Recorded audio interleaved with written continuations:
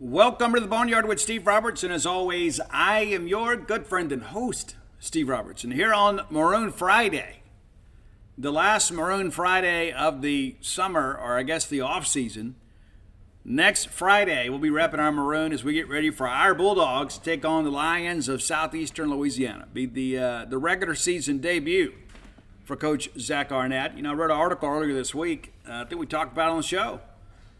With a win, Zach Arnett becomes the seventh consecutive first-year Mississippi State head coach to win his regular season debut. You got to go all the way back to 1979 when Emory Bellard lost to Memphis State down in Jackson. A really rough night in Jackson, as Dave Murray can attest. I was seven. Dave was 57. No, I'm kidding. All that said, we're excited. We're ready to go. Got a big show today. Got some things to talk about. Kind of wrap up our camp stuff. Going to have a guest picker on the top 10 list. That's right. It's a name you know. I'll let them surprise you. It's a band that they love and I don't. And we've never done this band. This band has been requested multiple times. And so had a discussion. Going to bring in a relief picker today on the top 10 list. So we'll have that for you here in about a half hour. And I can tell you this person is extremely excited, but also a little bit nervous about getting on the mic. But we'll make it through. We may do this from time to time. We'll have a little good time with it. Since we have been together, Mississippi State has added a football player and lost a football player off the 2023 roster. Todd Jones, a signee out of Bay Springs, Mississippi, has elected to leave the program. He was here this summer, went home, had a lot of tragedy in his life. Not sure what's next for him, but he has elected to go home. He had 3 deaths very, very close to him. It's been a very difficult year for him. But even though he has left the program, we hold Ty in the highest of esteem and ask that you pray for he and his family. That's a difficult thing to deal with as a young person. It's a difficult thing to deal with at any age in life, but certainly when you're beginning your adult life and 3 of the greatest supporters in your life pass away, it's a very difficult thing. So please remember Ty Jones and his family in the weeks ahead if you are of the praying kind. Now, new Bulldog. Now, we need to measure our expectations. Okay, let me go ahead and just kind of lay it out there for you right now. Jabari Brown from Purdue, former starting corner for the Boilermakers, elected to go into the portal last week. He is already on campus here at Mississippi State attending classes. He has gone through 2 days of the acclimatization period that the NCAA requires. He'll have 5 more days of that. So legally he could dress next week. We don't expect him to dress, but if he does dress, he won't play. If he does play, it won't be anything significant. So I say that because it's important to understand anytime that you add a Power 5 transfer, it's a good deal. But we don't expect him to be a difference maker. Now, Jabari began his career at the University of Kentucky and then transferred to Purdue, where he ultimately became a starter. He is a product of Sunrise, Florida. Ryan Walters, who was a candidate for the defensive coordinator job here when Leach was first hired, I think Joe actually took a swing at him too, if memory serves me correct. But Ryan Walters, obviously a guy that has done a really good job and is now a head coach at Purdue. Well, that staff obviously looking to, shake things up a little bit, put their own fingerprints on the program. And Jabari ultimately was demoted to a second-team guy, comes through the spring, graduated back in December, goes through spring practice at Purdue, goes through off-season conditioning, gets into the competition of fall camp, or preseason camp, however you choose to describe it, didn't win the job, is elected to transfer. And what I'm told is he just simply wants a fresh start. If he's going to be a second teamer somewhere, he just wants to have an opportunity to be somewhere else. And so no matter what his reasoning is, he has left that program and joined ours. So we welcome him with open arms. And I'm going to work through a couple things here with you too. He, again, 3 picks last year as a starter. 3 pass deflections as well. But began his college career in 2019 at the University of Kentucky. 25 tackles on the year. Played in 2020. and just had one tackle. Haven't done the research to find out why he didn't play more. Don't know. 2021, his best year as a collegiate player from a tackling standpoint. 32 total tackles, 25 of those solo stops, 7 personnel stops as an assist. Also had a sack and 2 forced fumbles, 7 pass deflections. So a really good year. So he entered last year expecting to be a dude. He was, even though his production did dip a little bit, just 15 tackles, basically half of his sophomore year's production.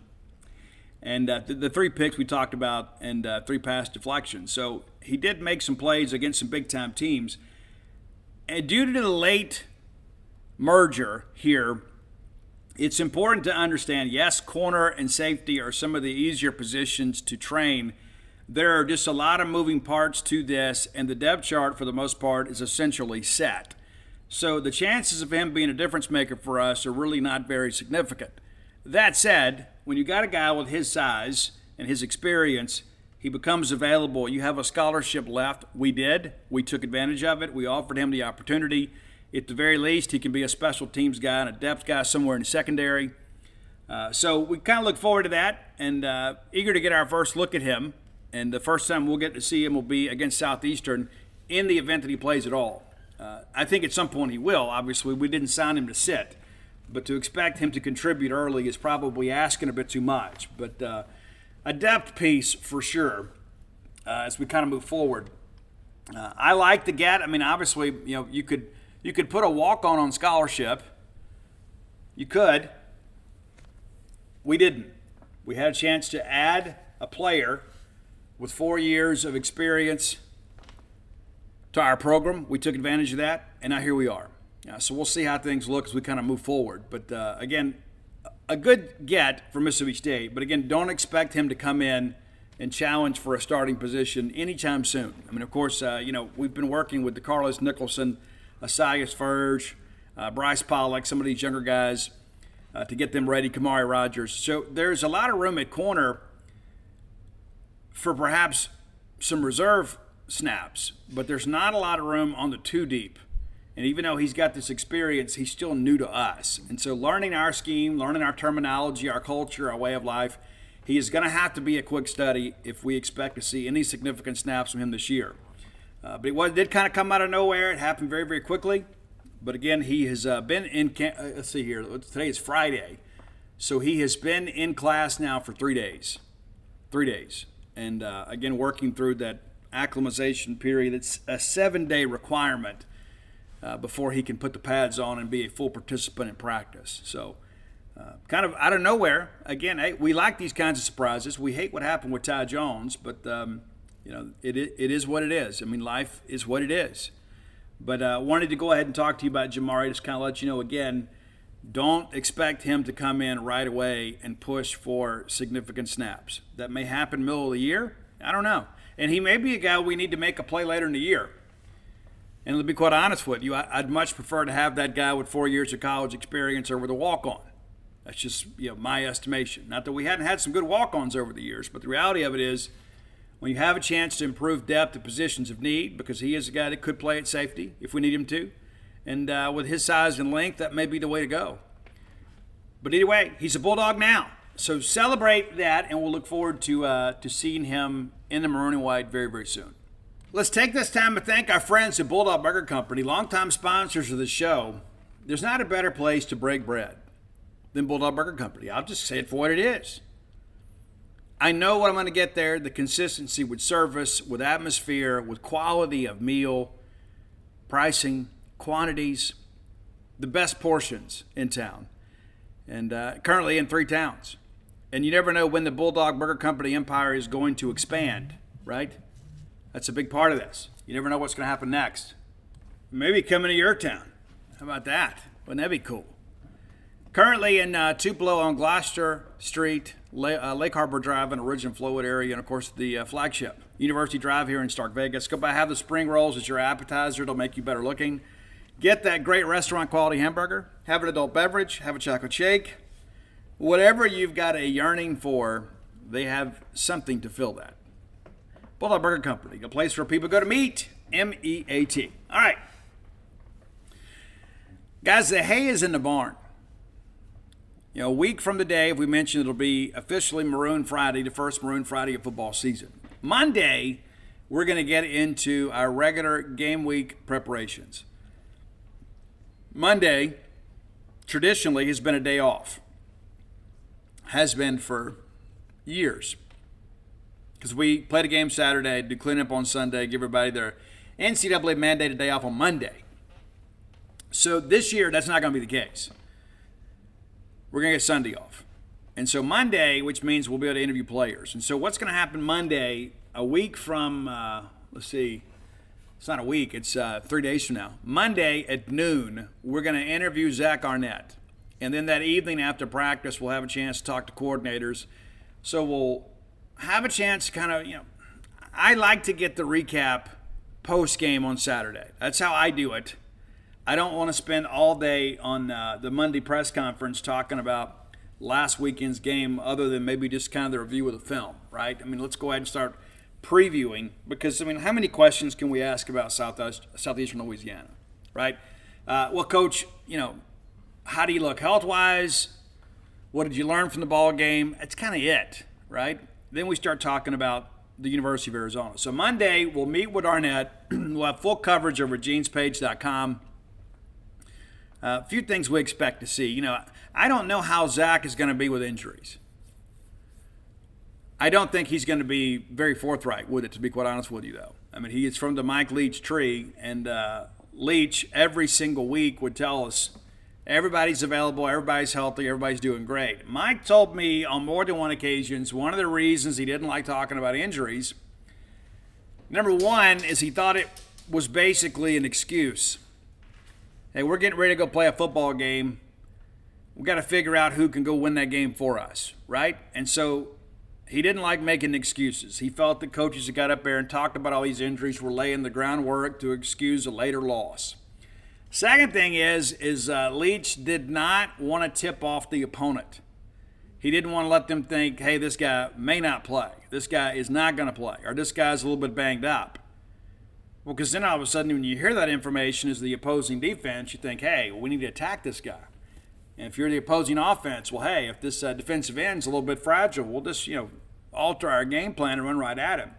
That's why Leach didn't like talking about injuries. And I'll never understand these people that feel like this right to know.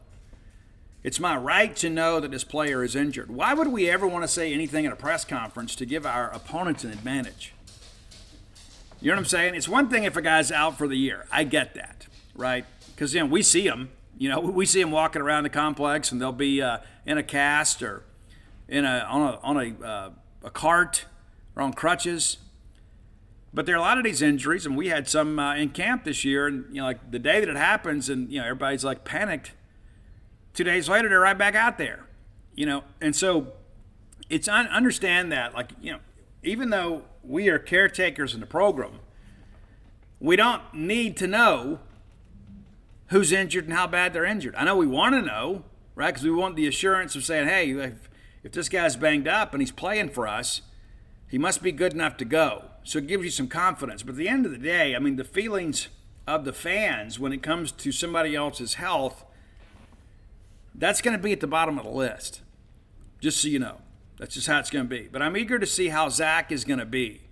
Is Zach going to tell us the guy's out for the year? Is Zach going to tell us the guy's going to miss a month? We had to deal with Jaden Crumedy last year, and one of our posters, give him credit, we were hearing privately it may be a couple of weeks, and then he was hearing, it's probably going to be Alabama.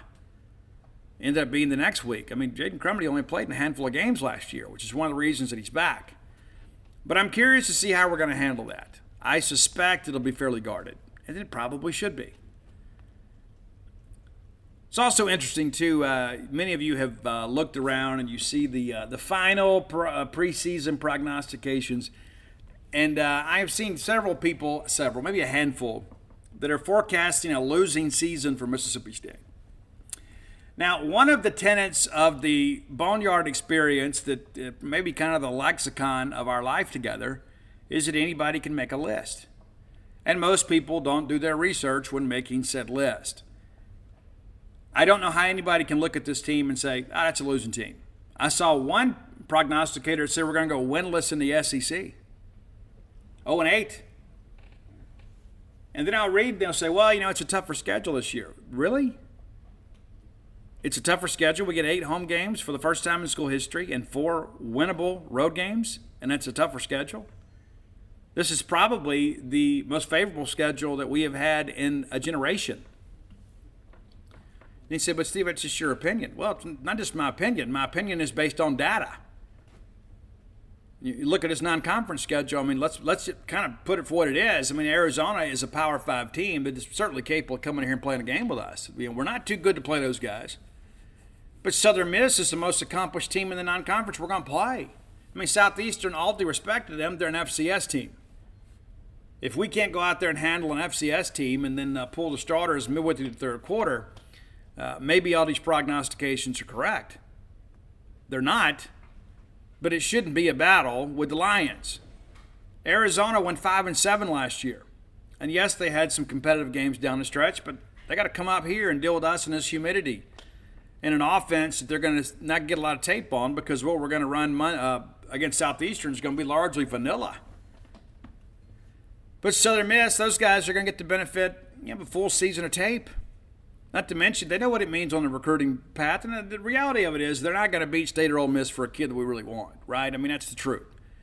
But when you're competing against Memphis and UAB and South Alabama and say, hey, we beat Mississippi State last year, they're going to give us their best effort. And, of course, earlier in the year we'll play Western Michigan, who also went 5-7 last year.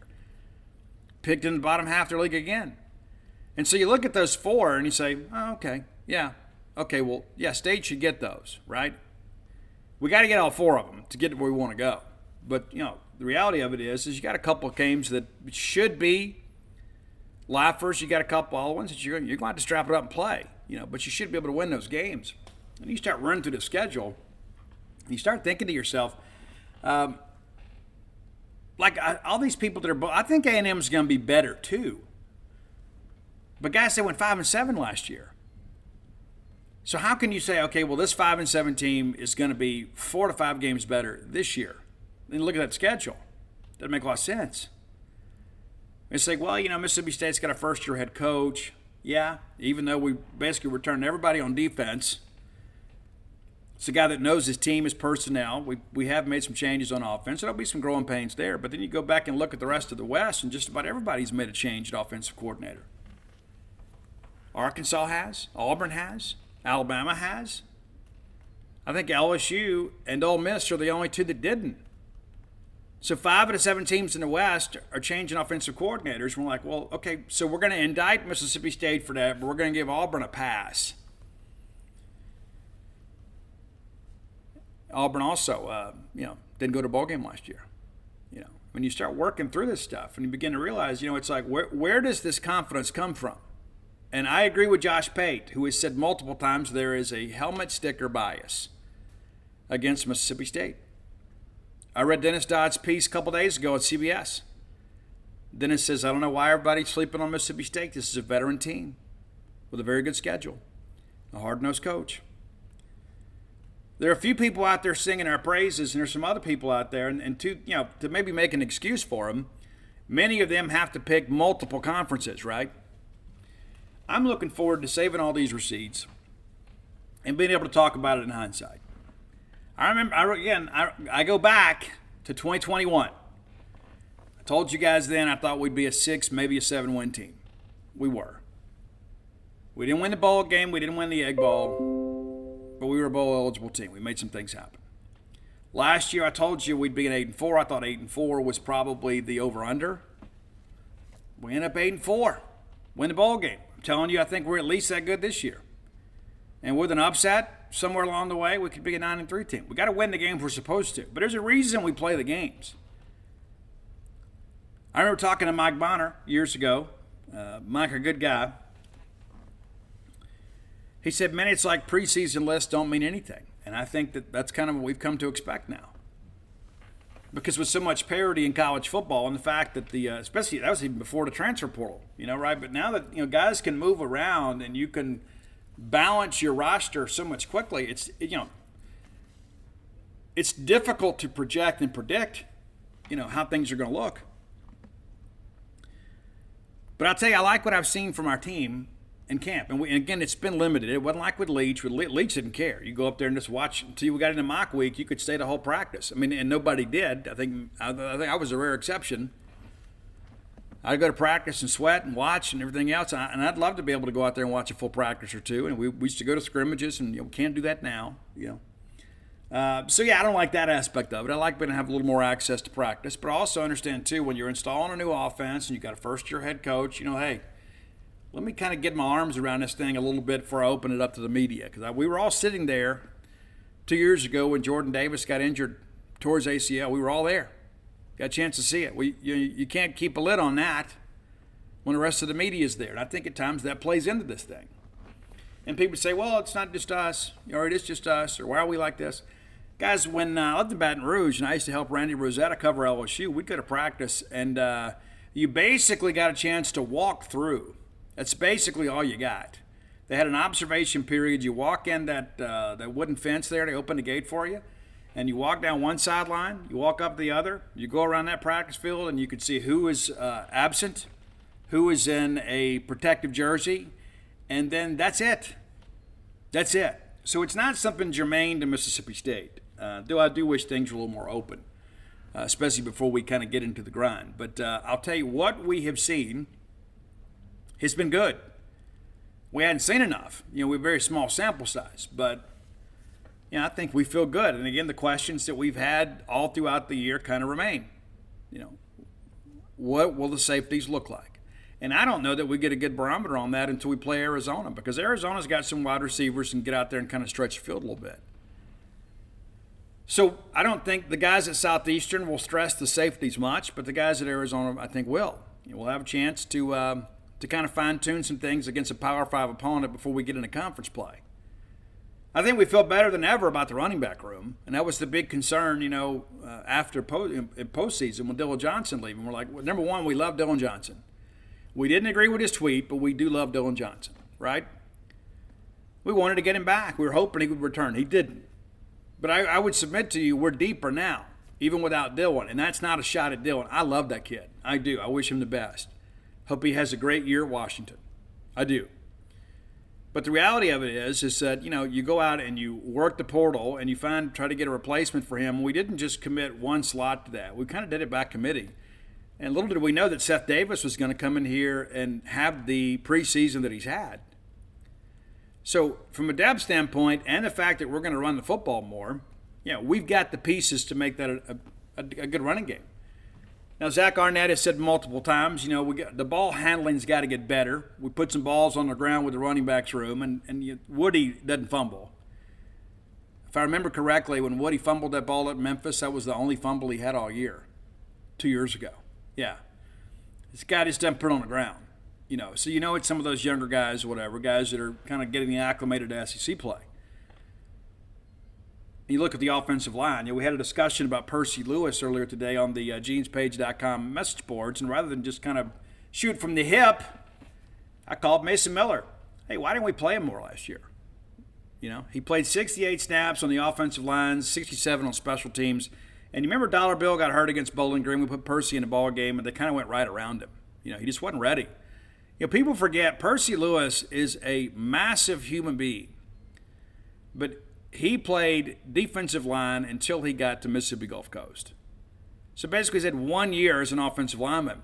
Last year was really the first year that he got really intense coaching, and that's not a shot at the guys at Perk by any stretch. It's a different dynamic. The coaching in the SEC should be better, right? Obviously. Playing the best brand of athlete in the country. But when you start working through here and you start thinking, okay, we bring all these guys back, and the right side of the line has been pretty much settled. Cole Smith obviously at center, Lasoya at right guard, Cam Jones, who would, again, wanted to give Joe Moorhead and those guys a lot of credit. We decided to take him late, and he's been kind of a Swiss Army knife for us. But you look at the left side, you got three guys over there kind of competing for those two spots, with Percy, Dollar, and Nick Jones, and they've all played both spots, so that you kind of develop some versatility there. But can you imagine late in the ball game, we're trying to salt this thing away, and you got Percy Lewis and Dollar Bill Johnson on the left side? That's a lot of meat, man. That's a lot of helmet getting down south on you. So I feel good about where we are with the line. Albert Reese obviously is a guy that's played some snaps for us as well, competing over there at right tackle. And so, again, you got a lot of guys with some SEC snaps under their belt. It's just a matter of just kind of finding the right combinations. I think we're where we want to be. But I'm ready to go play a ball game. But the thing that I will tell you, too, is let's not rush this. Because what's going to happen, like after week one, and you'll see it on social media and you'll see it on message boards all over the country. We'll get to week one, and then somebody will say, well, if we don't play better than this, then an SEC team is going to kill us. If we don't play better than this, we're going to lose the Egg Bowl. Let's just enjoy week to week, right? We're not playing the Egg Bowl until November. We're not playing an SEC game for a few weeks. So let's go out here and beat Southeastern Louisiana. We'll enjoy being together at a very hot crowd, even though it looks like the forecast is improving. It's like maybe in the 80s. Still going to be a steamer, but maybe not be stifling. Let's all be together and break this thing in. Got many students going to be going to the game for the first time as a student at Mississippi State, and I love those students. Of course, I have a member of my family among their number, but I love the students, and I love the energy and atmosphere they bring. And again, please go to Yale practice, because when we do the fight song, we got to make sure we're all in unison. For years and years and years, the students messed that up, and they've done a good job. The famous Maroon Band's done a good job kind of working to correct that. It's been better as of late. But reminder, too, Bailey Howell Drive is now one lane. Let that sink in for a second. And many of you are thinking, okay, Steve, where is Bailey Howell Drive? Bailey Howell is what passes in front of the Mize Pavilion that it's attached to Humphrey Coliseum. Many of you will use that thoroughfare to get to the parking garage or get to your parking space. It is not 2 lanes anymore. It is 1. You need to be aware of that and prepare accordingly. In addition to that, there is some construction on campus, so your normal thoroughfares may not be accessible. They've done a lot of cleanup here in the last week or so, but understand you're going to have some delays.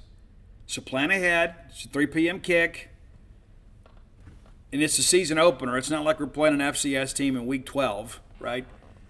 So you're not going to have people that just say, I think I'm done. Now, there are going to be a lot of people there. So plan accordingly to come be a part of every bit of that. It's important to understand that. Bailey Howell Drive down to 1 lane. There's a lot of construction that's been going on around Humphrey Coliseum. Not quite complete yet. So please bear with us as we work out these kinks. Wives, I'm being your friend here because you know how he gets. You know how he gets. He'll be the last one ready. He'll want to speed up the highway. Be impatient when we get here. I'm just telling you, love him. Love him. Get him on out of there early. Help him pack the car tonight before whatever. I'm being your friend here, saving you a lot of time, effort, and grief. Because it's going to be different. It's going to be different. Understand that. And if we get into next week, we'll get a release from the university. We'll kind of go over some things that maybe you need to know. Reminder, as always, bring your cowbells. Make sure you've got a, the see-through purse type deal. You got to have those. That's going to move things along. And let's not try to wait until 10 minutes before kickoff to go crowd the entrance lanes. Those people are doing a good job for us. Many of them are just local residents that are just here to help the university and make a little money. They're not there to impede your progress. So let's work with them a little bit, get in line a little bit earlier, because, again, we're expecting a big crowd even though it is an FCS game. It's not going to be like it will be against Alabama or LSU or anything like that. But it's the first week, so there'll be some issues. There always are. It's been a long time since we've had to facilitate entrance into a football game. It's been a while. So let's all work together here and make sure it's a good experience. All right, time for today's Top 10 list is always brought to you by closewithblair.com. That's CLOSE with Blair, BLAIR. Blair is your friend in the mortgage business. And here's the thing, too. When you got issues, you got issues, right? You don't get to pick and choose, right? Sometimes things happen in life. Maybe you need to get some cash out. Maybe you just need to buy a home. Maybe you're moving, you're relocating. And maybe you're going to be moving away from your neighborhood bank. That's the thing about Blair. Blair can get it done just about anywhere. Give him a call or text today at 601-500-2344. Again, 601-500-2344. And maybe I'm going to ask about the whole 18-year-old cosigner deal too. Like if you've got a young person, maybe they're getting married right out of high school, maybe they're going to college. I don't know your situation. But maybe rather than see them throw their money away at renting, you want to help them maybe establish some adult credit and also maybe build some equity, right? Blair can help you navigate through every bit of that. It's now legal in the state of Mississippi. 22 years of experience, top 1% close ratio, back-to-back-to-back years. That's Blair Chandler at closewithblair.com. Hey everybody, it's Dana. I know you haven't heard from me on here before, but I wanted to chip in and give my opinion on this week's top 10 list. It's a band that Steve is not overly crazy about, but I really like them. So he told me, sure, you go ahead and do that. So y'all bear with me since I'm not used to speaking on this microphone. But anyway, let's get right into it. One track, I'm talking about Theory of a Dead Man. You may or may not be familiar with them. They're actually a Canadian group formed back in 1999. They're actually now on Chad Kroger's record label. Chad Kroger from Nickelback. They were the first act on his record label. So I thought that was kind of interesting about them. The first song that I'm going to include, this is actually not on the top 10. I came across this song after I'd made my top 10 and really liked it. Thought that it should be included. And the reason why is because, come to find out, this song is where they got their name, Theory of a Dead Man, because I thought, that's an interesting name. Didn't really know where it came from. It comes from a song that was renamed as The Last Song. And the reason that I really wanted to include it, it's a really good song, but I know that Steve has been talking recently about the suicide hotline and the importance of mental health and that sort of thing. And that's actually what that song is referring to. The last song is from the point of view of a man that's contemplating suicide. So that and the fact that that's where they got their name, Theory of a Dead Man, which was originally the name of that song before they changed it to The Last Song. So that's going to be our, I guess you could say, our honorable mention, number 11. So getting into the top 10, I'm going to start with a song called Wait for Me. This is one of the older ones, and I had really forgotten about it until I started researching my top 10 list. But when I re-listened to it, it just got to me. I started listening to it. As you know, I'm a travel nurse. I'm working in Knoxville right now, and this is, by the grace of God, going to be my last contract, and I cannot wait to be back in Starkville, most importantly with Steve, but also with my Bulldog family, being back where I'm supposed to be.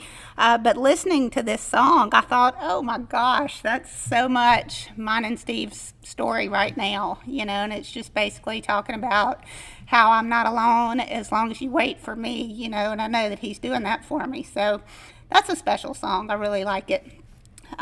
Number 9 is actually a song called So Happy. Now, I have to preface this by saying that Theory of a Dead Man has gotten a lot of bad rap over the years, mainly because of their misogynistic songs. And I have to admit, some of them really are. Some of them are degrading to women.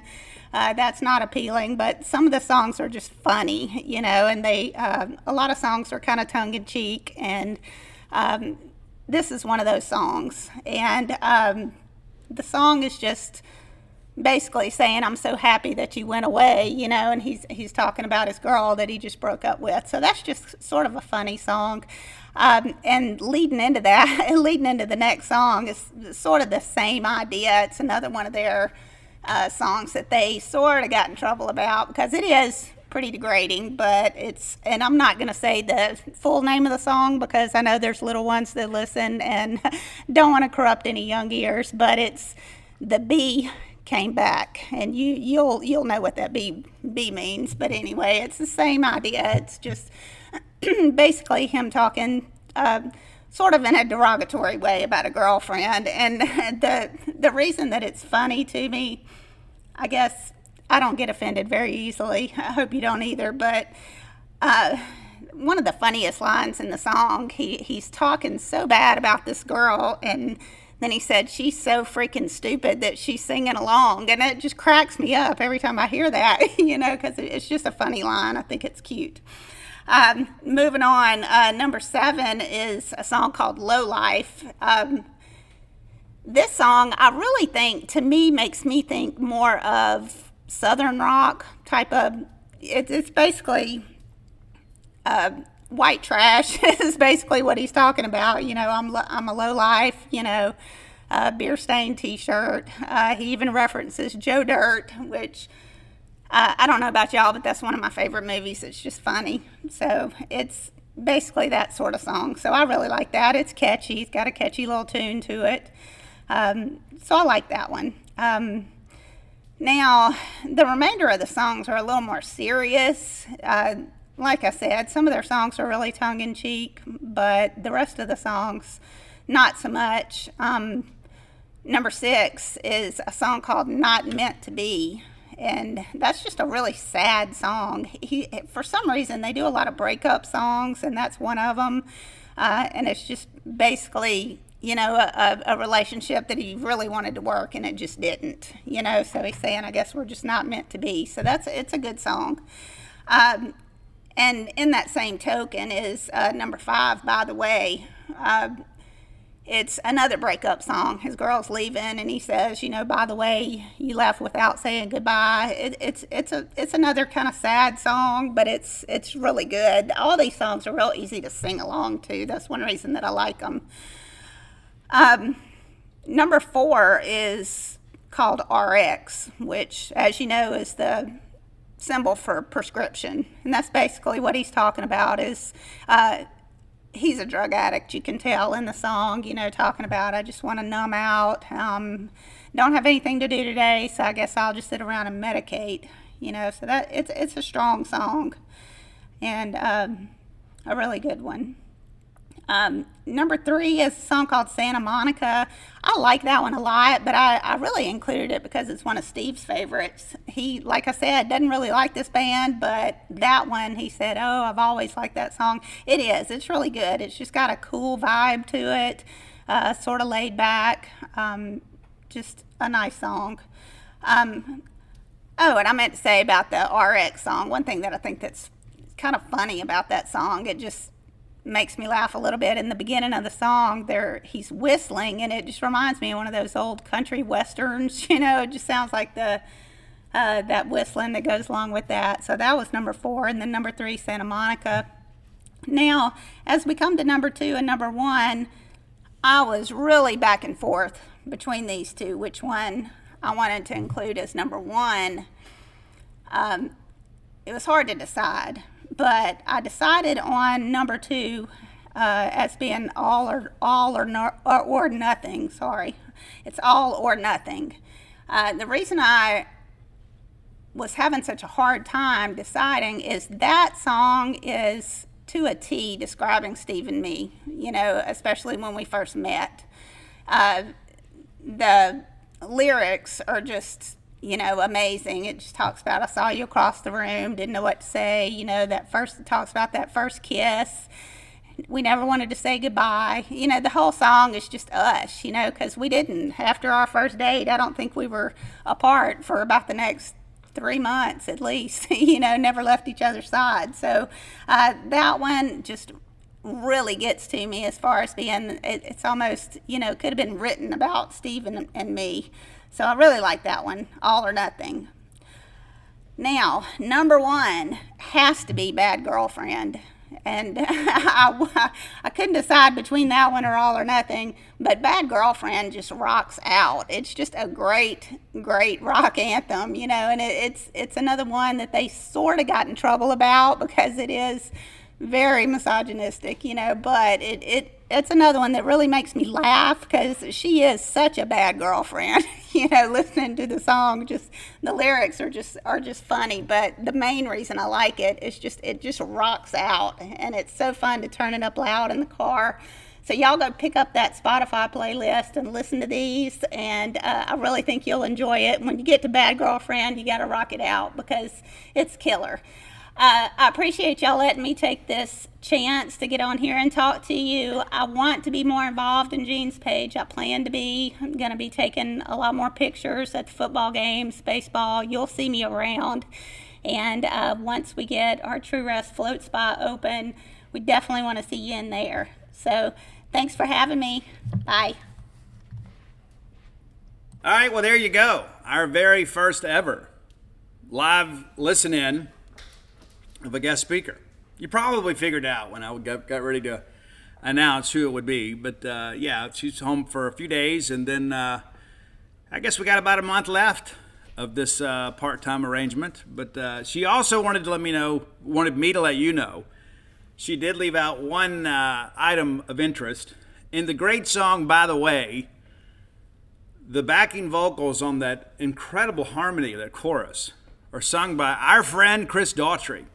And now I didn't know that before, and now I can't unhear it. So there you go, Theory of a Dead Man. And don't tell her I told you this, but one day I was driving her vehicle, and I was so tired of her wearing that Scars and Souvenirs album out, I threw it out the window.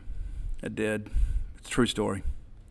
But there you go, Top 10 list, as always by CloseItBlair.com. All right, second half of the show, man, brought to you by our friends at Campus Bookmart. Love Campus Bookmart, a Starkvillian institution. They do such a great job, man. You go in there and you can pick out the latest and greatest in Mississippi State merchandise. Go by and see their smiling faces. Whether you're outfitting your home, your wardrobe, your office, your RV, your pet, whatever, they can get you anything out there that's officially licensed through Mississippi State. That's one of the things that I'm a big proponent of. Buy the real deal, right? Buy the real stuff, where the university is going to benefit from it, but also, too, you just get a better brand of merchandise. If you can't make it to town, go see them on the World Wide Web, courtesy of Al Gore's Internet at campusbookmart.net. By being a loyal Boneyard listener, we'll give you a phrase that pays, and that is BSR, which stands for Beautiful Steve Robertson. That gets you free shipping on all orders over $75. Any order less than 75 bones, absolutely incomplete. All right, let's take a little time to talk about the Golden Eagles, Southern Miss. I grew up, of course, I'm a child of the 70s, grew up in the 80s, the rocking 80s. And Southern Miss, man, they were a burr in the saddle, man, for Bulldogs and the Rebels. They really were. And we really de-emphasized them when we went to two divisions in the Southeastern Conference, and of course, you picked up that 8th conference game, so you didn't play that extra non-conference, and so as a result, Southern Miss went off the schedule, even though we have played them considerably more than Ole Miss has. We're not scared of them, right? We're not scared. Matter of fact, Southern Miss fans owe a debt of gratitude to Mississippi State. You truly do. Not only are we willing to play, we're willing to go play at your place. I mean, you had the whole, anybody, anywhere, anytime type thing, and that was cute. But bottom line is that, State should always win the game. We should have won it in the 80s too. But the Southern Miss recruiting efforts back in the 80s, thanks in large part to Bobby Collins, were robust, shall we say. When I was a kid, I remember riding down Hardy Street. It was a big deal for us, being from Columbia, that we'd go over to Hattiesburg to eat dinner. That was big. You go over there, you eat dinner, you go to the Cloverleaf Mall, and pick up a cassette. It was a good time. That's what we did. We've all been there before. You got big weekend plans. For some reason, it just didn't work out. Maybe life gets in the way. Maybe you want to head down to the casino. Maybe take some of their money. I like to do that. Well, MyBookie's new and improved online casino is here to change the game for you. Dive into truly realistic casino experiences featuring the latest in slots, progressive jackpots, and live dealer action, all from the comfort of your own home. Take advantage of weekly blackjack tournaments and a brand new collection of high-end games for a chance at real cash rewards. The MyBookie Casino provides a Las Vegas experience when the action's in your hands. And the best part is you don't even have to wear pants. How cool is that? Your adventure at the MyBookie Casino begins today with a generous sign-up bonus using promo code Boneyard. That's promo code Boneyard to secure yourself a sweet deposit bonus. And that's not all. Because their revamped loyalty program ensures that you'll be showered with rewards, including free spins, cashback offers, and a host of exclusive VIP perks, the more you play, the more you'll win. Play anytime, anywhere with the MyBookie Casino. Again, that's promo code Boneyard. Hey, Bulldog fans, do you enjoy live entertainment like I do? I'm always going to rock shows or going to ball games. I'm always going somewhere that requires a ticket. So when you're looking for tickets to your next game, concert, or show, make shopping for tickets a little bit easier with TickPick, the original no-fee ticket marketplace that brings you the best prices for all the events you love. And now, TickPick is partnering with Zip, so you can shop now and pay later. How cool is that? Zip allows you to shop at TickPick and split your payment into easy monthly installments. Visit TickPick.com and use promo code ZIP20 for $20 off your first purchase of $199 or more with Zip. Zip can only be used for U.S. purchases, and Zip may charge a fee at checkout. Certain merchant products, goods, and service restrictions may apply. See Zip's terms of service at www.zip.co/US. Loans to the Zip app are originated by WebBank, except for Zip-originated loans in Colorado, Nevada, Massachusetts, and Maryland. Shop for all your tickets at TickPick.com and check out with Zip to split your payments into easy installments. Zip makes it easier than ever before to get your tickets now and pay for them later at TickPick.com. Check out with Zip at TickPick.com. That was like a big family outing for us. I remember riding down the street, and this is after Bobby Collins had gotten Southern Miss in trouble again, and it said, "Probation, a Southern tradition." It was a bumper sticker we saw in a car. And I don't know who had that idea, but it's brilliant. Brilliant, I tell you. All right, Southern Miss, kind of a team in many respects without a home, right? So growing up, they were in the Metro Conference, and a very competitive team within that conference. And then the Metro Conference began to splinter, and Southern Miss didn't get picked up. And then they became part of Conference USA. And then Conference USA began to splinter. And Southern Miss didn't get picked up. So now they're headed to the Sun Belt. I think that is a good fit for them, I think geographically, but also, too, from a recruiting standpoint.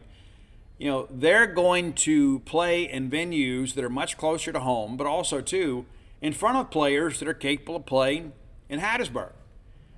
But Southern Miss, interesting, man. And I like Will Hall a lot. I do. And people are like, oh, but Steve, he's Bobby Hall's son. I like Bobby okay too. You know, but I like Will even better than his dad. And don't tell Bobby I said that. But I like Will Hall, man. I do. And I think Will is one of these guys too that is on his way to something more significant. And I don't mean that in a derogatory way of Southern Miss. I think Will Hall will be a Power 5 football coach at some point. I do. And I think one of the things that was intriguing to me about the hire is I thought Will Hall would go back to doing what Jeff Bauer did. Right? You recruit the in-state kids first, and you go get those guys with state and Ole Miss interest and sometimes offers that maybe the schools pass on, and you take those kids. People forget. Remember Fletcher, right? From Biloxi? Ended up being one of the most prolific running backs in the country at Southern Miss. Incredible. And so Will Hall, I think, is getting their recruiting efforts back to that. Focusing on Mississippi first. I think it also will lead to better fan support. I mean, it's not going to be, what people expect it to be, but it's going to be better. It's going to be better. Let's look back at last year. The Golden Eagles finished 7-6. They lose game 1 to Liberty, 29-27, in 4 overtimes. It was a big game for Hugh Freeze. He's a Southern Miss alum. Maybe you didn't know that. Then they dropped the game at Miami, 30-7. So it's an 0-2 start. So you're already having to fight out of the hole before you even get into into conference play. But They take care of Northwestern State, our friends, the Devils, 64-10. Huge win for them. They go down to Tulane and beat them in New Orleans 27-24. A bigger win in hindsight than maybe it was at the time, because people forget Tulane beat USC in the bowl game. That's right. They go to Troy and lose 27-10. They nip Arkansas State 20-19 at M.M. Roberts. You know, M.M. Roberts is a Mississippi State alum. Did you know that? It's true. And if you read Alpha Dogs, you can read that he wrote a letter to the IHL College Board kind of opposing us playing the game of change. Yeah, there were some people when I got ready to publish that letter, I said, Steve, this is probably not a good thing. You know, the cancel culture we have these days, they may try to take his name off the stadium. Well, it wasn't that significant, you know, and nor should it have been. But 20-19 win over the Red Wolves. Texas State, nice win for Southern. They go to San Marcos and win 20-14. Anytime you go on the road and win, it's big. They take care of UL Lafayette too, 39-24, Thursday night game in Hattiesburg. Many of you probably watched that. They bounce back the next week and drop a game, even with that long week, against Georgia State and lose 42-14. They go on the road to Conway, South Carolina, and lose to Coastal 26-23. Coastal, obviously, a team of the G5 variety that is very, very robust. That's not a team that you want to play in the non-conference schedule. It's not. They can get you. And then they lose to South Alabama 27-20. Bounce back to take care of Louisiana Monroe in the regular season finale 20-10 to earn bowl eligibility. They go take on Rice in the Lending Tree Bowl and win a ball game down there. So a winning record, but a team at times that did some really good things and at times just kind of didn't show up. But you look back in hindsight, you think about that overtime loss to Liberty. And you look at that game at Coastal, you lose that game by a field goal, and you lose to South Alabama by a touchdown. Guys, that's 3 games right there that they lost. There was a score under. And so while you look at that record, this team is probably a couple ways of being a much better bowl team. But congratulations to the Golden Eagles on a winning season. My wife, that you heard earlier, graduated from Southern Miss. My mom graduated from Southern Miss. In fact, my mom and wife graduated on the same day. Yeah, my mom went back to school after her kids were out of school and got her degree. My grandmother, a graduate of Southern Miss. So it kind of helps being just 30 minutes down the road. But, I got 3 generations of Golden Eagles in this family. None of my kids went to Southern Miss, though. So the streak ends. Yeah. So what should we expect this year, with Sunbelt? You're kind of looking here at, some predictions here. There's a handful of them out there already. As you guys know, there's so much to talk about in the summer. But in that division, in that Western division, Southern Miss has a chance to make some noise here. Running through this, predicted 7th, Louisiana Monroe, Texas State 6, Arkansas State 5. That's Butch Jones. Butch probably on the hot seat. UL Lafayette 4 with brand new coach Michael Desorme. Southern Miss picked 3rd. They were 3-9-21, 7-6 last year. I think they take another jump this year. Going to ride Frank Gore for sure. Troy, who finished in the top 25 last year, picked 2nd behind South Alabama. That's in the West. That's Kane Womack's team, that former Ole Miss assistant coach. But so South Alabama expected to win the West. You look on the eastern side of this division, I'm not going to run the whole thing down. But Coastal obviously expected to win. So this is a great conference for Southern Miss, as I mentioned, just geographically, but also, too, it's a lot of programs that are similarly situated. You're not going to be in a situation, I think, where you're going to be out-resourced week in and week out. I think it's big. I really do. I think this is big for Southern Miss.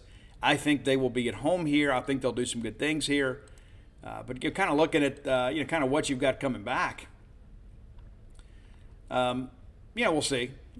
We'll see. I say that all the time, and it's evident that we'll see because it's all in the future, right? But reality of it is that this is a team that took a positive step last year. They have some interesting pieces returning. Ty Key's not one of them. unless something has changed that I've missed here. Kentucky's winning in the portal and then signed with East Mississippi Community College. And I don't know that anybody else picked him up, but yeah, that's a big get. There was a discussion about going to Syracuse and a few other places, but, I don't understand why Takis is not more highly coveted. I love his game. I know he's a little bit on the small side, but Southern Miss will kind of soldier on without him, And so, again, unless something's changed that I'm aware of. But love the kid's game. So they'll figure some things out,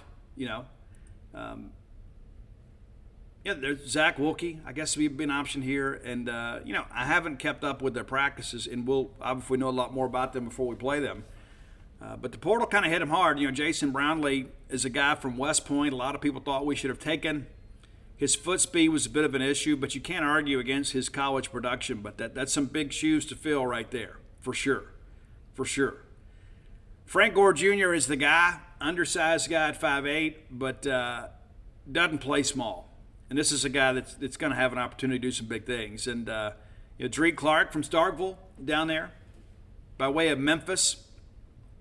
Like him, probably okay with us not taking him. But in that league, I think those kids can be stars. That's a very valid and very strong tandem when you start thinking about Gore and Drake together. Defensively, there were times last year where Southern Miss looked a little bit lost. They'll get that figured out, right? Avari Habas is back at the jack position. It's a guy they like to use. But that linebacker room, some pretty significant losses. You had some guys in the secondary last year you felt pretty good about. Remember Jay Stanley from Ole Miss? Or LSU, excuse me. Or maybe he was from LSU. I forget. Yeah, he was at Ole Miss. But anyway, this is a team last year that really struggled to stop the pass. And so I still think this is a team that's capable of making some racket. Are they a bowl-eligible team at the end of the year? I think probably so. I think the strength of that running game is going to carry them, but they can't afford to get into shootouts. And I think defensively they're a team, they've got to get better. I don't think there's any question about that. They have to get better. They want to get to where they want to go. They do. And there were some times last year against some very competitive games, but against the upper half of this league, they struggled. They did. So we'll kind of see how things progress. But, you start working through this, like Georgia State absolutely destroyed them. But by and large, they were a team that remained pretty competitive but struggled at times to get stops late in ball games to give that offense the football back. So is it a transition year or is it a step forward year? I think it's probably a step forward year. I do. Let's take a look at the schedule for this year. It's always interesting, to see how these G5 teams go out and put some things together, right? The Southern Miss thing with State, though, I don't know why we continue to go down there. And all due respect to Southern Miss, I just don't like the way the administration handles the ticketing for you guys. All this talk, you got to buy season tickets, that kind of stuff. Just sell the tickets. All right, they open up against Alcorn State at home. That should be a W. And then they travel to Florida State. That's a loss.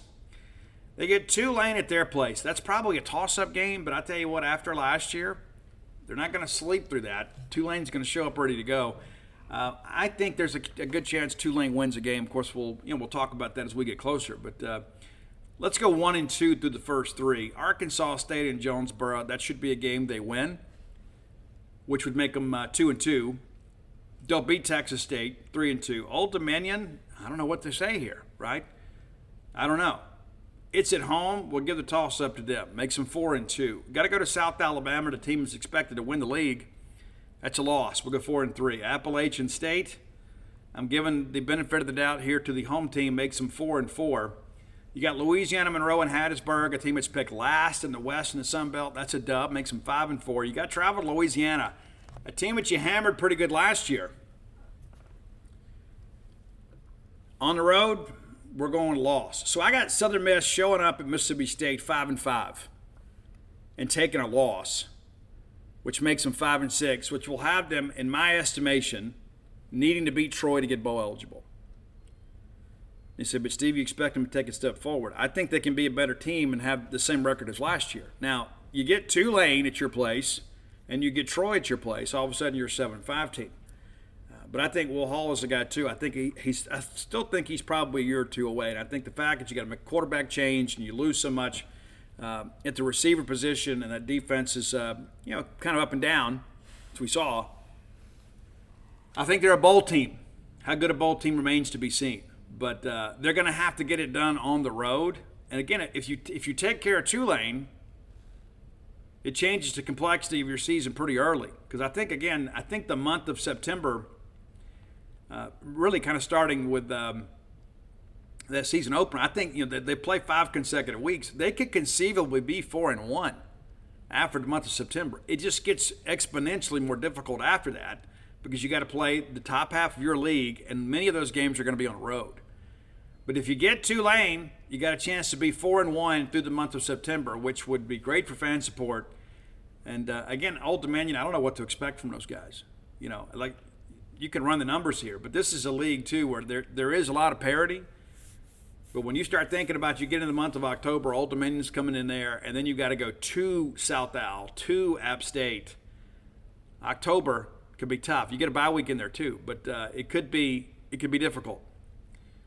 Yeah, that's the month in many respects I think defines the season because I think that November will likely go to script, right? So let's pick them 6-6. And I've read some people that say they think Southern Miss can win the Sun Belt. I think that's going to be asking a lot. But you never know with a new look system and a new look quarterback. And you know that Will Hall will do a great job getting these guys motivated to play. They'll have this chip on their shoulder. It's like, hey, these guys didn't recruit you and you're a kid that's from Mississippi. They're going to come in here loaded for bear. You never know what the health of each team is going to look like by the time they get here. But this is a team, obviously, that will have a burr in the saddle to play the Bulldogs. And so we're going to have to go out there and give our best effort. But the reality of it is we ought to be able to handle these guys. Now, we have played Southern Miss 5 times since 1989. And we've won all 5 of those. Of course, for a stretch there, in the 80s, from 77 to 83, Southern Miss beat us every year. Yeah, let that sink in for a second. 77, 80, 78, 79, 80, 81, 82, 83. We played 2 rivalry games, and we lost every single one of them to Southern Miss for that stretch there. It's 7 straight years. And we beat them in 84 and 85, and then they get us 86, 87, 88. And now since then, 5 straight wins for the Bulldogs. A lot has changed since 1992. And I was at the 89 game. Joe Logan, our hero that night, and we missed an extra point and had to kick a game-winning field goal. Incredible environment after that. And then in 1990, I was here for that game too. We played that game on campus here in Starkville. And that was the first time we had played in Starkville since 1980. We won that ball game too, 13-10. A masterpiece of gridiron exhibition, it was not. Then we didn't play again until 2014. Of course, that's Dak's junior year. We hammer on 49-0, and man, was it hot. 2015, we went to Hattiesburg, beat those guys 34-16. You remember that very first drive, we go right down the field like a knife through butter. Ashton Shumpert fumbles into the end zone, and it got kind of weird for a while, and then we kind of exerted our strength there. And then 2019. The last time we played them 38-15, and it just one of those games you just felt like the difference in the strength programs was going to be the difference. Again, you don't know what these 2 teams are going to look like by the time we get together, but based on expectations, based on returning roster, based on continuity in many respects when it comes to personnel, it really favors Mississippi State. It really, really does. And so it's interesting, too. You look back at this series all the time, people are surprised. State's only 1 game up, 15-14-1. Well, we had a couple games we had to forfeit as part of the Larry Gillard era there. But, yeah, Southern Miss gave us some trouble in the 80s. They did. And they said we quit playing them because we were scared to play them, and maybe we were. But the reality of it is the SEC steps in, and that's the game that we removed. And what's interesting, too, everybody talks about us playing them. I remember even Ross Bjork, some other people had said, we'll play who we want to play when we want to play them. Ole Miss has actually dominated the series for the most part against Southern Miss. Played 24 times with Ole Miss winning 18 of 24. But what is interesting, the last 5 games, 4 of those 5 went the way of Southern Miss. So it wasn't just Southern Miss kind of being a fly in the ointment for Mississippi State. They were for Ole Miss too. They win in 79 and 80, 83 and 84. The Rebels win in 82. But it was a different day and time. So a lot of the people, this younger generation, kind of look at these Southern Miss games and think, oh, this is just like, Memphis or UAB or Louisiana Lafayette. We should just roll over them. Well, the Southern Miss program has changed a lot in my lifetime. And so, yes, the expectations to win these games, but there was a time, that's what you sweated them out. It was just like, in many respects, playing another Southeastern Conference game. That's how it felt. And so I don't know that it ever gets back to that. I think that the gap between State and Ole Miss and Southern Miss is just too much to overcome. Because we've had the benefit now of 30 years of bonus SEC revenue that gets bigger and bigger every single year. And Southern Miss is out here trying to find a conference home, trying to find a good place for themselves. So in really many ways, Southern Miss has really been relegated to, in many respects, kind of a lower G5 program because of the fact that State and Ole Miss no longer play them. But we do. And we've got them on a schedule a couple more times in the next decade. So we'll see how things progress with every bit of that. But I just don't like going down there. And it's not that I'm afraid to lose the game. I expect to win against Southern Miss. But it's not a good experience for our fans. Most games people don't go. But we go. And there's all this vitriol on the campus. Well, it's supposed to be the big 3. Well, it's not. And so they get so bent out of shape about it. But the reality of it is we do play them. We're not scared to play them. And we have made a habit of beating them as of late. I again expect us to beat them again this year. But I thought you guys would enjoy a little bit of a history lesson as it came to all that. All right, since we have gotten together here and gotten going, Mississippi State baseball has picked up a commitment for the 2024 class. We've had some attrition there. And one of the things you read people like, oh, these guys are decommitting. Guys, some of that is on us. And some of these are guys that are never going to come to school. And it's important to kind of understand that. So that's not to say we're happy about it, right? I mean, you never know, right? I mean, you have a guy that maybe over the course of his senior season, his parents are like, you know what? I think maybe we need to go to college. But and you can't sign them if they don't commit to you, right? But Jack Gleason, a 2024 grad from Germantown, Tennessee, also had offers from Tennessee and Sanford, among others. Really good player.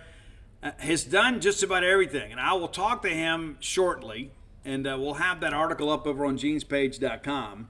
But this is a guy that's played all over. He's played every infield position other than catcher and first base. He is a right-handed pitcher that is 6'1", right at 170 pounds. He's already 18 years of age. Hails out of Briarcrest Christian High School. And so eager to kind of see what he looks like and what the difference was. But again, Justin Parker kind of doing some work here. Germantown, Tennessee has been good to Mississippi State over the years, as you guys are well aware. We like to go out there and recruit in that area. But reality of it is another Bulldog, another Diamond Dog has joined the program. And he'll have a senior year this year, and then will join our program next summer. And when you start beginning to look ahead here, there's so much of that there's so much information out there these days about baseball recruiting. There's so much of that. It's one of those things that I don't think people fully appreciate. There's just a ton of these players that they go to the showcases. And the thing that I've learned too is even though it's perfect game, right, and you have to take all this with a grain of salt.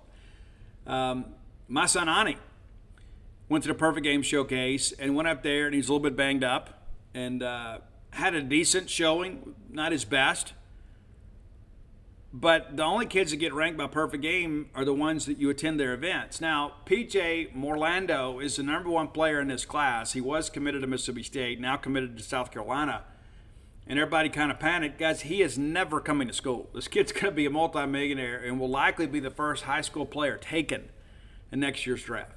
Connor Griffin from Jackson Prep, a guy that we were all excited about. We knew it was us in LSU, commits to LSU. The chances of him ever playing a college baseball game, pretty slim. So it's like you can't lose what you never had.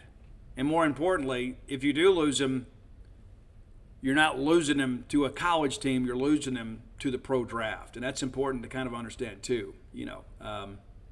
We'll see how things progress with these guys, but there's a lot to it for sure.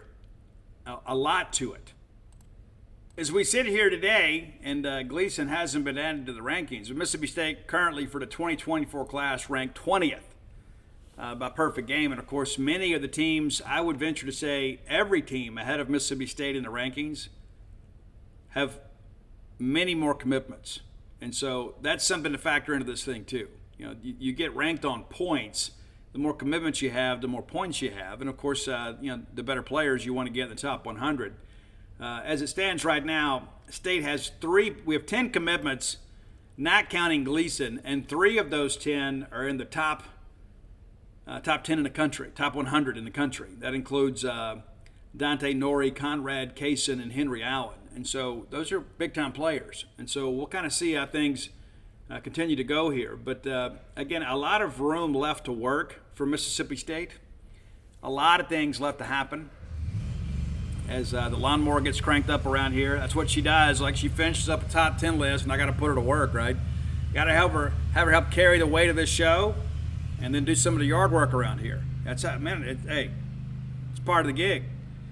Also of note too, I wrote an article earlier today. 4 of Mississippi State's transfers that are all on campus now. 4 of the top 100 transfers in the country, according to Baseball America, are headed to Starkville. And you'd say, well, how does that relate to the rest of the SEC? Well, you got to look at it in perspective. Number one, we didn't take as many transfers as some other teams, namely like Ole Miss and LSU. But we have 4. Ole Miss, LSU had 6 of the top 100. And that's the thing, too. I did the math on this. I think it's, 56 of the top 100 transfers headed to the Southeastern Conference. And so, the job never gets any easier, right? That's just the reality of life. It never gets any easier, and it's one of those things you have to remember as you kind of move forward. We are at war every single day in every sport on a recruiting trail, because if you're not getting better, you're falling behind. You can't just go out there and recruit the status quo, and it's one of the things that I have said many times before. In order to catch the Alabamas and LSUs of the world on the playing field, you got to catch them on the recruiting trail first. Doesn't matter how good a coach you are, if you don't have people that have top shelf potential, you're going to coach them up and coach them up and coach them up, and they're still not going to be good enough. But yeah, it's good news considering, we had 4 junior college players and 5 transfers. So nearly half of the transfers are considered top 100 prospects for the transfer class. The name that nobody really talks about outside of maybe the Jeans Page baseball crowd is Cam Schulke. Cam Schulke is a dude. Cam Schulke is a 3-arm slot guy, got cut at the Cape, got re-signed, came back, and led the Cape in strikeouts despite the fact that he had kind of limited appearances. That's a guy, we talk about what we need. That's a guy that can kind of bridge the gap. Now, my big question kind of headed into fall balls is who's going to be the closer. Nate Williams is a guy that was the number 1 junior college closer in the country, showed up on campus, injured, didn't get to do anything last year, is starting to throw again, and the fall is going to be big for him. We got to get him throwing strikes. We have to get him throwing strikes. But when I start thinking about starting pitching, which has kind of been a burr in our saddle too, I think I've said that 3 times on the show, but starting pitching has been an issue. But you go out and you get Cale Stephen, you go out and you get Carson Ligon. That's 2 Power 5 weekend guys. That's an upgrade in your talent. Now it's up to Justin Parker to get those guys up to elite SEC pitching. And I remind everybody, South Carolina last year was 2nd in the conference in ERA. 2nd, only behind Florida. Let that sink in for a second. Florida, Coach Kevin O'Sullivan considered one of the top coaches in the country when it comes to pitching. And in South Carolina, who didn't have near the talent that Florida did, still managed to be 2nd in the conference in earned run average. You look at what he did, with Will Sanders. You look at what he did with Chris Veach. There are some intriguing pieces here And I want to share too, the talking to some people with pro baseball, they think Colby Holcomb is a guy that is going to take a big jump for us this year. For one reason or another, he and Scott Foxhall just, hey, once we got together, it just wasn't what we wanted. And one of the things that I've heard from talking to some people, and again, this is not in any way to be critical of Scott Foxhall, but it is what it is. We kind of limited guys to 2 pitches more times than not. We'd like a 3-pitch mix, but there were times that, Nate Dome has a great curveball that he didn't get called very often. We'd throw fastball, we'd throw the slider, but sometimes the swing and miss for him was a curveball. And we didn't employ that enough. Colby Holcomb has got a really good change. You see a guy that big and that physical that can throw as hard as he does, it makes that change more effective. And we didn't throw it enough last year. And I think that's one thing that you're going to see with Justin Parker is he's going to take your existing pitchers and kind of round those guys into form. Continue to hear some great things about Brooks Auger and Stone Simmons. And, Stone could end up being the closer. It's a veteran guy. And I'll tell you this, even though Stone didn't throw much last year, that's a big kid. And I've had so many people around the baseball program that have said Stone Simmons is back. He's back. And he's had a year to kind of watch all this. And people forget, man, it's been forever and a day since he's pitched. I mean, it was a very, very extensive surgery. So I'm eager to get out there this fall and see some of these inter-squad scrimmages. Remind you, too, State is going to be on the road the 14th of October against Louisiana Tech. And then the 21st, we'll be at home against UAB. And, of course, it's free to get into those games. We encourage you to come out and support the team, kind of get your first look at the Bulldogs. It's one of those things, too, is like you start thinking about all this stuff. It's like we had to navigate through the pitching coach search. We had to navigate through the draft. Get our guys back. We had to deal with Dakota Jordan. And then it's like, okay, then we got to talk these guys out of signing free agent deals. We had a couple of guys do that. The one that really hurts is Aaron Nixon. You get him in class, and the next thing you know, we start practice. Guys, it's still just under 6 months away before we play a real baseball game. And that's one of the reasons we hadn't talked a lot about baseball on the show here recently is because of the fact that we're gearing into football. And next week, it's going to be football only every day. We'll do football, we'll do top 10, and then after I talk to Chris Lamonis here in another week or so, kind of get an update from him on what he's seen from guys and kind of where we stand and where we think this thing is headed. And I'm an eternal optimist in many respects, but I feel like you guys do. I mean, you got to show me, right? I mean, that's like, listen, I'm a defender of the M over S. And I am a principles before personalities person, right? I'm a Mississippi State guy, period. I expect us to win. I hope that we win. I'm going to be objective about things when we win and objective when we lose. But I expect to win, regardless of who the coach is. That's the expectation here.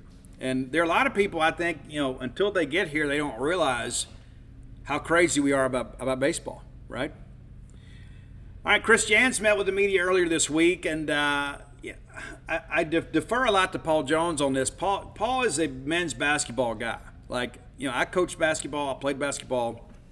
I don't follow it the way that I did when I first got to town. When I first got to town, I went to everything, every press conference, every ball game, and everything. But I would venture to say that men's basketball is probably Paul's favorite sport. And Paul is kind of like me when it comes to baseball, is cautiously optimistic. I don't think there has to be much caution about men's basketball this year. And, Paul will have a chance to go watch some practice and things like that, so be sure to kind of keep up with that. But Jans said, listen, don't read anything into what happened in Portugal. This is just really about getting some guys some minutes together. Of course, Josh Hubbard had a great trip, but it's important to kind of understand that we're going to be a good team in the Southeastern Conference. And I'm eager to see how this thing shakes out and kind of where we're projected. I think most people right now would probably have stayed in the tournament.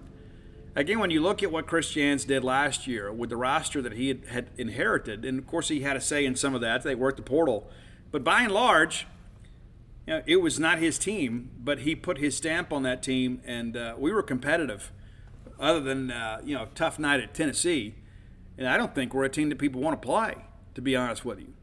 I don't think anybody wants to play Mississippi State. And it's been a long time since we've been feared and respected in basketball. There was a year or two under Ben Howland. We put a good stretch together. Of course, the team that made the tournament, with Reggie Perry and Robert Woodard and those guys, you really didn't want to face that group either. with Tolu back this year and the pieces we kind of have around him, I think it's going to be a really good year. And I think Josh Hubbard got a chance to be in contention, for like an all-freshman team, for sure. Is he the freshman of the year? Probably not. But we needed shooters. There is an opportunity for him, and I don't care the level of competition. You still got to put the ball in the basket. And in Portugal, Josh made a habit of doing that. And that's the thing everybody told me when he came in. He's a volume shooter. He's got a ton of points, but it's because of the fact that he shoots so much. Well, we got great coaches here. And you looked at his numbers and his production in Portugal, and it's obviously a step in the right direction. Yeah, he scored a bunch of points, but he was more efficient in the shooting. So I'm eager to see kind of what this team looks like. I'm eager to kind of have a chance to break down the schedule too. Those are the things. Now that we're in fall, you got fall baseball and you got your basketball workouts on the men's and women's side. And next thing you know it, you're here in a couple months. We'll be gearing up to get ready to go be a part of all that at Humphrey Coliseum. I'm eager, like all of you are, to enjoy the atmosphere at Humphrey Coliseum, to see that place full again. And the thing, and Paul and I discussed this so many times, I think there was just a lot of disconnect between Ben Howland and our fan base. I think in many respects that the program itself kept you guys kind of at arm's length. I don't get that sense with Chris Jans at all. I think he's a very down-to-earth guy. But at the end of the day, I don't need to be friends with our coaches. I just need them to win, right? But I think Chris Jans fits what we want. I think Chris Jans fits who we are. I think he has gone out and put together a roster that it's going to be very competitive in the Southeastern Conference. But you can find that press conference in its entirety for free over at genespage.com. And if you're a member of our site, you can go to Basketball Forum and share your comments about that. But I just think, talking to John Q. Bulldog or Jane Q. Bulldog, there is just a level of confidence about this basketball program that hadn't existed in a while. And I think, again, Chris Jans, really, arguably the worst roster he'll ever have is the one that he inherited. And I don't necessarily mean that from a talent standpoint, but maybe it just didn't fit his system. And I don't care what kind of system you run. If you don't have perimeter shooters, it's going to be a tough night. It just is. You have to be able to shoot from outside. And that was the thing we said last year. Man, if we just had a shooter, just give me one guy that can consistently knock down threes, it'll stretch the floor a little bit and give Tolu some more room to operate. Well, I believe you have that now. And we'll see as it kind of moves forward. But I'm excited. You're excited. Again, I think it's going to be a great athletic year this school year here at Mississippi State. I do. I feel really confident about everything. Baseball, I'm on the fence, to be honest with you. I am. I think the pieces are there, and I've got a lot of confidence in Justin Parker. But before we get into all that, we're going to play some football. And I would submit to you today, if I interviewed each and every one of you, I would say, with a rare exception, I would say, what program right now do you have the most confidence in? Is it basketball on the men's side, the women's side, football, baseball, softball, whatever? What program do you have the most confidence in? And despite the fact that we have a first-year head coach, I'd say it'd be football. I would say probably 90% or more Bulldog fans would say, yeah, I really believe in what's happened. You want some evidence to support that? It's the fact that we sold all the season tickets. And a reminder, it's going to be a week-to-week deal. We're going to have some single-game tickets that are going to be available, and there are going to be some schools, of course, that don't sell their full allotment. Those tickets will be put on sale through the Mississippi State ticket office. And so it's important, again, you look there first. Don't pay too much for a ticket you could buy at face value through Mississippi State. It's a guaranteed ticket. That's important to understand. But we really need you here next Saturday. And I'm going to put this call out all week next week. If you're on the fence about going, please come. I know it's going to be hot. Go ahead and start hydrate now. Get you that Gatorade. Go ahead and get ready. And it's going to be a good time. And we're going to win a ball game. And hopefully we can navigate through that healthily. And we're going to put together a big number. And we're going to run the football. We're going to throw the football. We're going to defend it. Tolu or Xavion, somebody's going to return a big kick. And you're going to feel good about it, regardless of who we're playing. Mississippi State is playing. That's why I think it's smart to play the FCS game early. If I can't play it early, I want to play it the week before the Egg Bowl so I can rest some legs. But the reality of it is, it should be a well-attended game because it is a season opener. And then, of course, Arizona will be here before you know it. And that's a Power 5 team, and Arizona obviously is not going to make this trip probably ever again in our lifetime. So we need you to come out for that. The Bulldogs need you. We need you. Okay? Starkville needs you. Mississippi State needs you. And there are many of you, of course, you don't have the ability to get here. Maybe it's work or finances, whatever.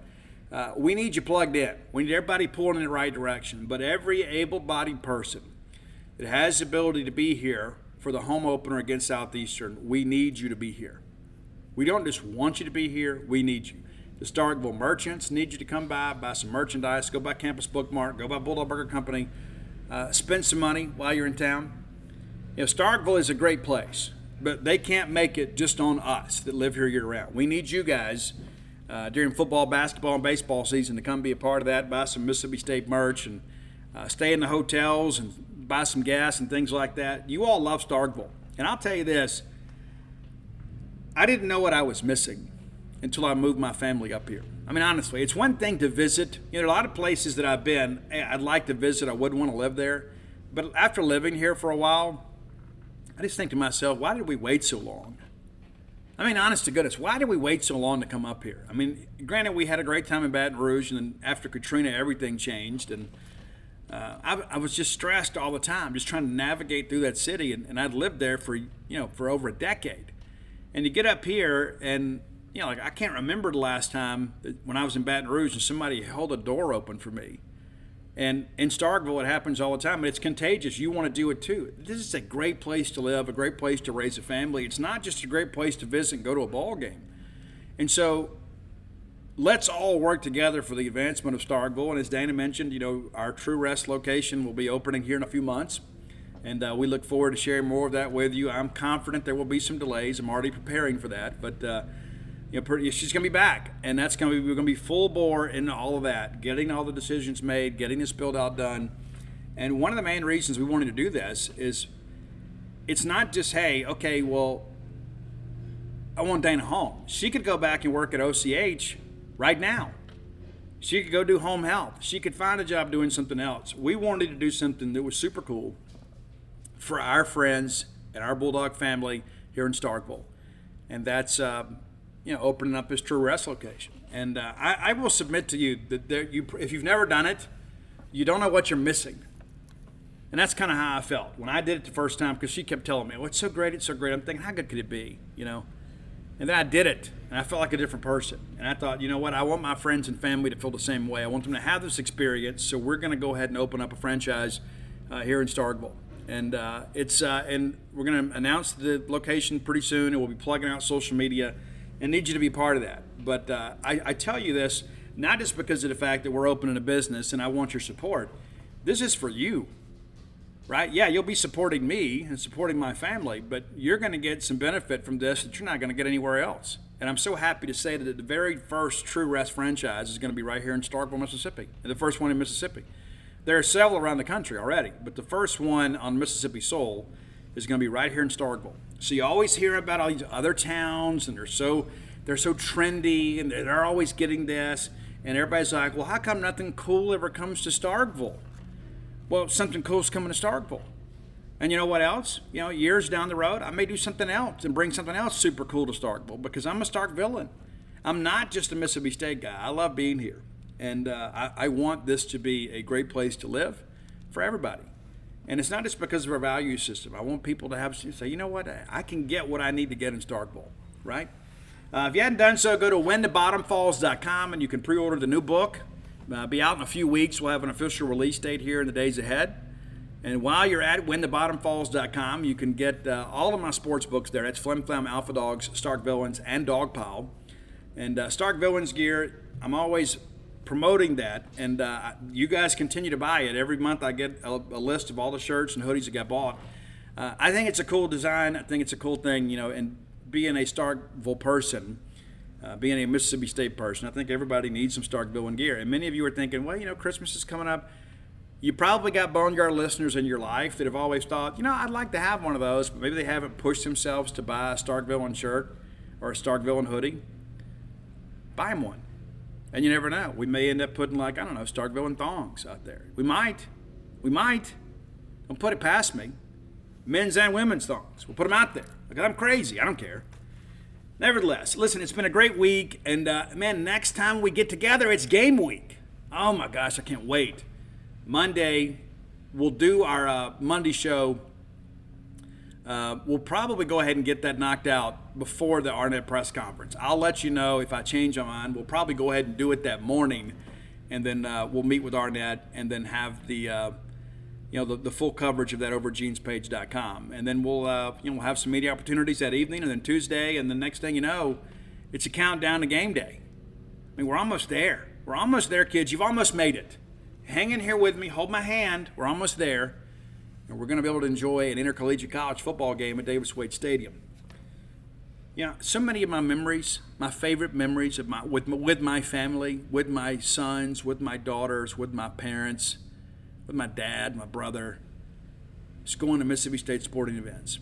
You can think about the infancy of your own youth, man, and you look back and say, man, I remember being a kid and going to Davis Wade Stadium and watching us beat Alabama or beat LSU.